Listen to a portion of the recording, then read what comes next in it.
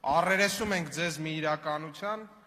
որը կոչվում է դեմ լինել Հայաստանի Հանրապետության ինքնիշխանությանը, Հայաստանի Հանրապետության անկախությանը, Հայաստանի Հանրապետությունում կոռուպցիա եւ կաշառակերության վերացմանը, Հայաստանի Հանրապետությունում ընտրելու եւ ընտրվելու իրավունքի վերականգնմանը։ Ես ընդհանրապես զարմացած եմ, որ կարա օրակարգ լինի, ընդհանրապես օրակարգ լինի, որ որևէ մեկը լինելով Հայաստանի Հանրապետության քաղաքացի իր կենսական շահերը համարելով Հայաստանի Հանրապետության տարածքը կարող է դեմ լինել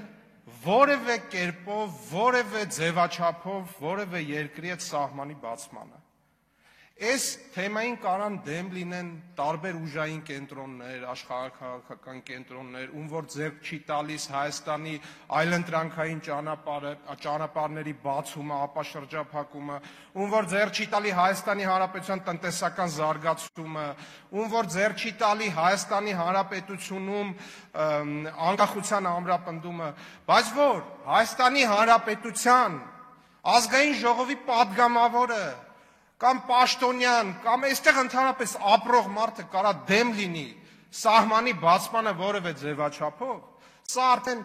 երևի ֆանտաստիկայի ժանրից է եւ որևէ մեկը, որևէ բանական մարդ